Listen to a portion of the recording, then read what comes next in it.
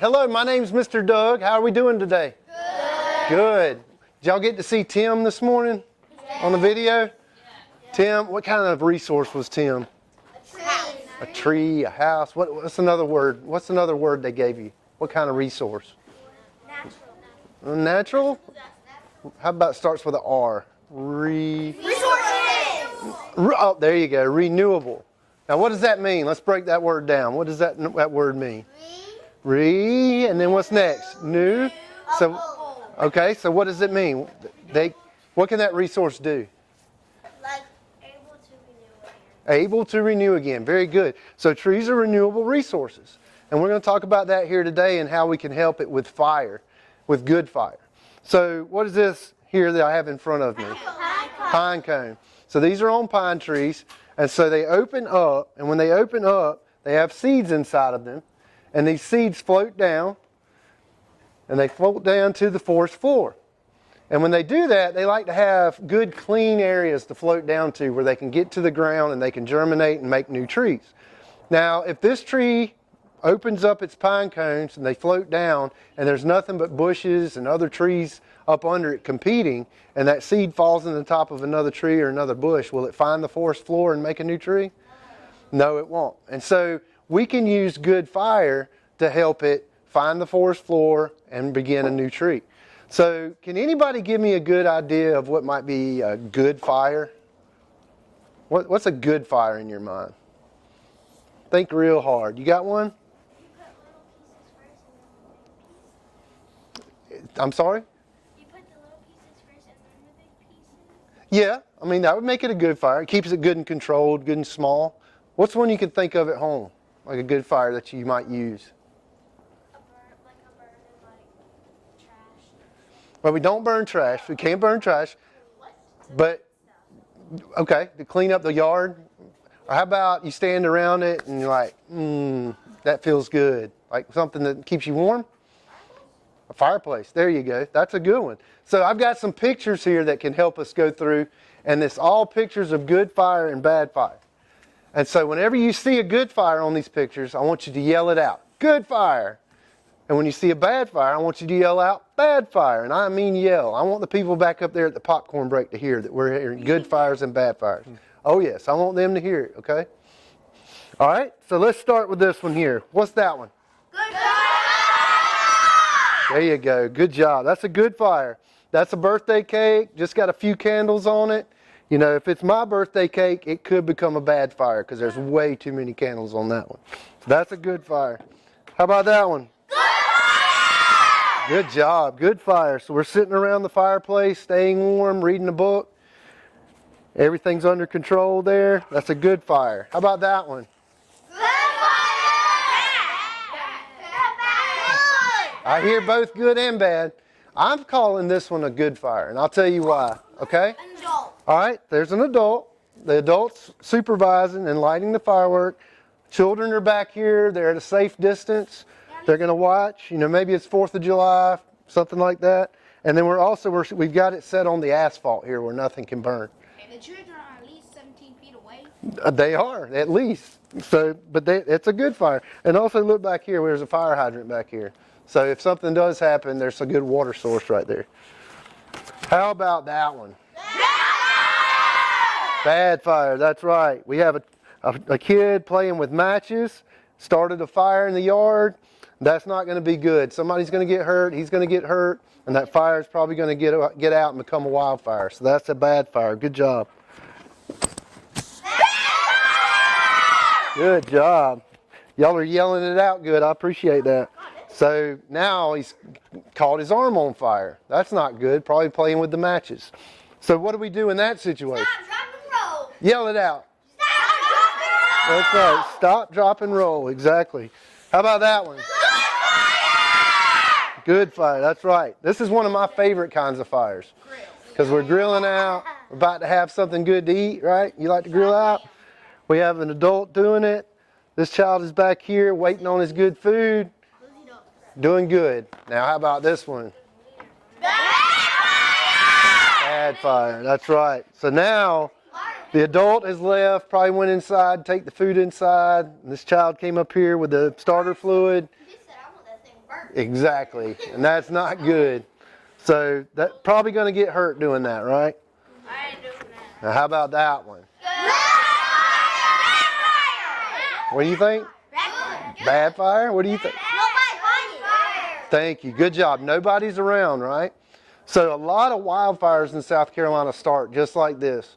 Maybe you were camping out, having a good time, and then decided, okay, let's leave, and left the campfire burning. So now what happens if the wind catches up and blows this fire out? It's going to become a wildfire. It's going to become a wildfire. So that doesn't have anybody watching it. So that's right. That's a bad fire. Good job. Now how about that? That's good. That's right. Now we have people watching it, roasting marshmallows, staying warm, enjoying themselves. And then what we're going to do once we're done with that fire? Put it out. Put it out cold, right? Make sure there's no heat left in it. All right. This one's a tough one. What do you think? Bad fire? What's forest fire? It's a forest fire, but I'm going to call this one good. And the reason why I'm going to bring this one out. So we have our fire professional here. He's a forester. He's lighting a controlled fire, and that's what this one is afterwards. See how the flame lengths are low? It's burning low. It's burning a little cool up underneath the forest. And what we're doing is we're preparing this area for these seeds to fall and make new trees. And so now if this one was to get out of control and start burning higher and hotter, then what we might have is that. What's that? Bad fire. Exactly. How many of you have ever been to Myrtle Beach, South Carolina? A lot of you? Yep. All right, this fire was actually in Myrtle Beach many years ago, several years ago. And so that was what was called the Highway 31 fire. It destroyed a lot of homes, and it destroyed a lot of trees, and that's what it looked like afterwards. That was some trees that it burned through. So that way you can, that's what happens with a wildfire. They can get out of control. They can do a lot of damage. Wait. How did the tree survive? Well, these did not. Those are dead trees. So what happened, they had to come in there and log the trees and get them out of there, and then the trees replant. That's a lot of smoke. And this one happened because somebody was in their backyard burning the debris like they should, like they can, but then they walked away from it and the wind blew it out of control. Imagine a kid came with acid. Acid? That doesn't sound good. All right, there's one more. How about that? Yeah, that was the easy one, right? We got a house fire. That's not good at all. That's a bad fire. Good job. Y'all did well on that. So I want to tell you a little story about me. I'm a forester, but I also fight wildfires. And several days ago, I was out fighting a wildfire all night long. I'd been breathing in smoke all day and dust and dirt. Came home really tired, wasn't feeling well. Woke up the next morning, I had a sore throat. Couldn't hardly talk and was coughing a lot. And so that day I went to the doctor and told the doctor what was wrong. He checked me out and said, "Doug, you have bronchitis." And he took out a pad and a pencil and he started writing. What was he writing for me? He was going to give me some medicine. What was he writing? How about a prescription? You ever heard of that? Prescription? Yeah. You ever got one before? So he wrote me a prescription. So as foresters, we kind of do the same exact thing. We'll walk out here and look at the trees and we'll determine how healthy they are or how unhealthy. And we might sit there and we might write them a prescription. And sometime in that prescription it includes fire to help make them healthy. So today we have Dr. Ryan with us, and he's going to talk to you more about how he writes prescriptions for trees. So if you would, put on that yellow shirt behind you. That's a protective shirt, a fire shirt. So we're going to put those on and we're going to walk out here and Dr. Ryan's going to talk to you. All right, gather around, y'all. Good deal. So when Mr. Doug was talking about going to the doctor, did he show up and they just handed him a prescription right off the bat? No. No. What did they do? They asked some questions? Yes. Did they kind of check him out? Yes. You think they used one of those cool things like a stethoscope to listen to his lungs? Yes. Yeah, they probably did. Well, that's all information that the doctor uses to make a decision so they can give them the best recommendation or medicine to feel better. As foresters, we have to do much the same. We have to look at the forest and figure out if it's healthy. But we can't do that just by stepping out of the truck and making a quick decision. We have to look at a lot of things and use all that information. So do something real quick. Look across the road and then spin around real quick and look over here. Which side looks healthier? This side. That side, okay? Now let me ask you a question. If I get out of my forester's truck and I walk out here, can I ask these trees a question? No. Sure I can. Y'all might look at me funny though. I need a volunteer though. Can somebody volunteer? I like the guy in the back. He's jumping up and down. Come on up here, buddy. Really? Can I get you to, hold up. Y'all have to be very, very quiet though, okay? Listen to this tree for me real quick. Can you come around here and listen right here? Right here's the good spot. Listen right there. I don't hear nothing. Good. I was worried about you there for a minute. But he's right. Can these trees talk to us? Yeah. No, they can't. Because if we go out here and they start talking to me, I've got something going on and I need to get checked out. But they aren't telling me, hey, I need more space. Hey, I need more of this. Have y'all ever heard about abiotic factors? Yep. No. So what is an abiotic factor? Y'all know? I'll tell you. It's a non-living thing that a living thing like a plant needs to survive. So we've got things like space. What about what's coming from the sky? The sunlight, or maybe water. What about, where's this tree growing in? Are the roots just up in the air? No. They're in the soil where they can take up what? Water. Nutrients maybe? They take up nutrients. So let's recap real quick. We've got space, we've got sunlight, we've got water, we've got soil with the nutrients, and we got Energy? energy? No? Neutral resources. Energy. No, y'all are getting off script here. So we got space, we got sunlight, we got oxygen, we got water, and nutrients. We got them all. All right, good job. So if we have all those things, we can have a healthy forest. Well, y'all looked over there a minute ago, and then you looked at this one and you said, wow, that side looks healthy.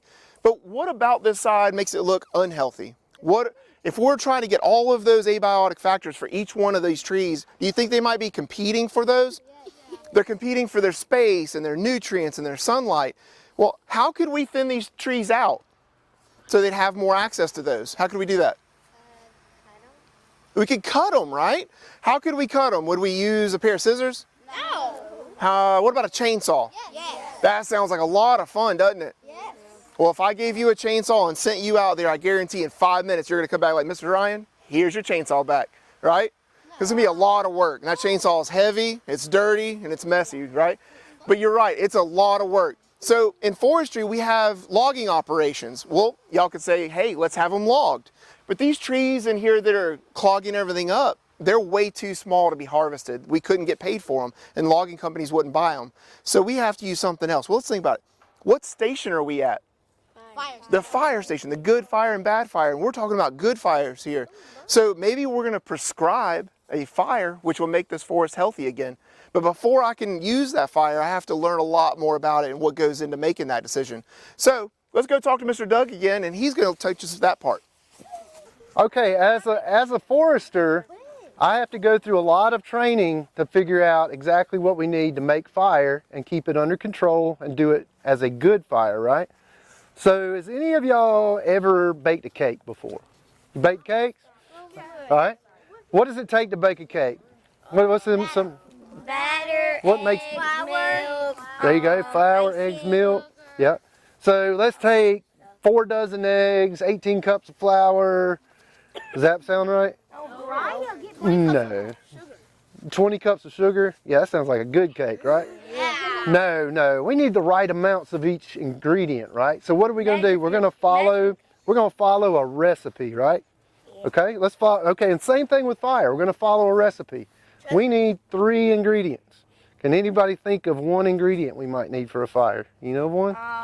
We need, first gotta start with some small stuff, and then once the fire gets like hotter, you'll throw bigger stuff. Okay, what's that stuff? What stuff are we using? Leaves, pine straw. Okay, leaves and pine straw. So that, all that can be, what does it take? What do you put in your car to make it go? Gas. Or what's the F word? Fuel. Fuel. Okay, let's call it fuel. So the leaves and sticks, any kind of thing like that, that's called fuel. All right. So we have fuel. So what's one more ingredient? Carbon dioxide? No. What are we breathing in? Oxygen. So there's our second ingredient. So what's another one? That's our third. We have oxygen and fuel. HO2? No. Yes.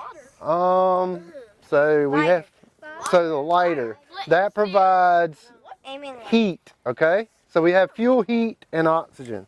And that makes our fire triangle. I don't mean to blind anybody with this. So we have heat, oxygen, fuel. And so the heat can come from a lighter, it can come from a spark, it could come from lightning out of the sky, anything like that. And then all three ingredients can make a fire. Now I want y'all to remember one thing before you go from here today, is we're using fire as a tool, not a toy, right? Yeah. Okay, so don't go home playing with it. But we're gonna see we've got all three ingredients right here. We've got our pine straw down here is what? What part of the fire triangle? Fuel. Fuel, exactly. What's all around us right now? Oxygen, and we have our heat. So everybody say the magical word, which is renewable. Renewable. All right, let's see what happens. Y'all aren't saying it very good. There you go. There you go. All right, it worked. All right, so we have all three ingredients, and we made fire. So what happens if we take away one ingredient? It won't make fire. It'll go out, right? So it's kind of like this stool right here. It's a three-legged stool. We have fuel, we have heat, and we have oxygen. Let's take away one leg of it. It won't stand up. It goes away. So that's the same thing with our fire. So let's try it. Let's try to take away one ingredient right now. Say the magic word again. Renewable. Renewable. Renewable. All right, let's see. It worked. Good job. So what ingredient did we take away from that? Heat. Oxygen. Oxygen, right? All right. So good job. Now we see we still have some heat in there, and we obviously have some oxygen still around it. So let's keep that on there to make it go out. So after Dr. Ryan wrote us a prescription for this property and decided we needed to put fire out here to keep the trees healthy, we wanted to see some benefits from it. And so now what we're going to do, we're going to talk about these benefits that we see from our prescription that we made out here. All right, I need 5 volunteers. Woo-wee, too many to pick from. How about with the blue wristband in the back and the glasses, young lady in the back? That'd be you. And then hopping up down in the blue sweatshirt right here in the front and next to her. Yep, y'all 4, come on up. Come on up. Come on. And then, oh, who can hop the highest real quick? Oh, in the back there with the glasses. Yep. All right, y'all pick up one of those treasure boxes for me and bring it back up here to the line. There's one right there. All right, come back up here where everybody can see you. How did they get chest? It's not fair. It's not mine. All right, so here's my first box right here. Open that up and let's see what's inside. Hold the card up so everybody can see it. What does that one say? Fresh food. Fresh food. Who likes to eat the food that's been sitting out on the counter all week? Not me. Not me. I want to go to the buffet where they just put that fresh tray of food out and eat it, right? McDonald's. Well, listen up. Wildlife are the same way. They want to be in a forest where there's fresh, succulent growth after a fire. If you look across that stand that we started out before a minute ago, look under the trees. Do you see a bunch of green, leafy stuff growing from the ground? Yes. No. Use your eyes a little bit closer. Now compare that to over here. This stand has been burned in the last year. Do you see all the grasses and leafy stuff that's coming up? Yeah. Well, that fire allowed that to happen and allowed fresh food for our wildlife. Okay, next box. What does that one say? Habitat. Habitat, you're right. What is a habitat? A place where animals live. A home, isn't it? It's something where they have access to everything they need to live. So food, water, and shelter. All right, how do you think fire provides that habitat? We kind of just talked about it. It provided fresh food. And if I told you right down the hill here, there's a big river, so they've got access to water, and then maybe that stand over there doesn't get burned. Maybe it is in part that gets the fire applied, but for whatever reason it's wetter and it doesn't burn that day. So there's gonna be more cover there. Or maybe where we did burn, there's thicker areas of trees that the fire didn't get as hot. So it's gonna provide those areas where they can escape and have shelter. What about next box? Oh, this one's got the big words on it. Nutrient recycling. Nutrient recycling. Do y'all have a nutrient recycling box at school? No. We don't have one of those out here either. But you know what fire does to our nutrients? If you think about that stand over there, we've got pine straw built up for days. It's real thick. But when we come out here and we burn it, do y'all see that black ash in there? Yeah. Well, that's carbon and other nutrients that have been released from that vegetation back into the soil quicker than if we just left it alone. So that's how fire helps us recycle nutrients. What about my next one? Healthy forest. Healthy forest. So we've been talking a lot about how to make the forest healthier. All of these things we've got fresh food and habitat and nutrient recycling. All of those things help make the forest healthier. But what do we talk about over there? Our abiotic factors with our sunlight and our space and our oxygen and water. By opening up the forest and leaving the bigger trees behind, all those trees are able to make more use of all of these things. My last box, what you got? What does that say? Wildfires. Huh?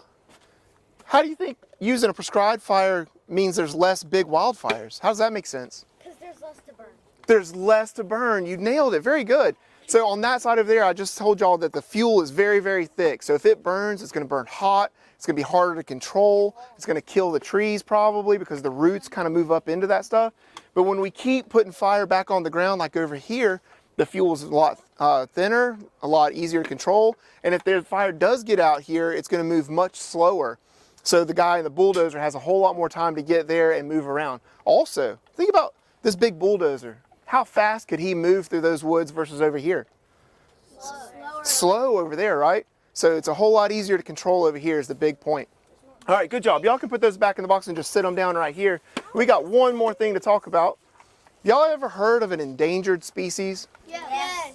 Okay, so what's an endangered species? It's a species that doesn't have many left. Okay, so there's not many left. Very good. So Mr. Doug's got a picture there he's going to hold up, and that little guy on the side of the tree, y'all might recognize him as a woodpecker, but that's a very specific woodpecker called the red cockaded woodpecker. He relies on longleaf old growth forests to survive. Those longleaf forests have to have had fire in them, and otherwise they're going to be too thick, and he won't be able to see if there's any predators that might come after him. What do you think might eat a little bird like that if he comes down to feed on the ground? Fox. A fox? Snake. A snake? Very good. What else? Anything? About a coyote? But if that little bird comes out on a perch on his tree where he's living and he can see all around and below him, he's a lot safer, isn't he? He could survive a lot longer. So if we do a better job as forest managers and keeping the forest healthy with fire, that little guy's got a much better shot at not being endangered anymore. And he's actually getting really close because we have been using fire a lot. All right. Y'all have done a great job today. I really appreciate all your help. If y'all can help us out one more thing, you think you can? All right, I need y'all to take your yellow shirts, throw them back over your chairs, and then follow your guide to your next station.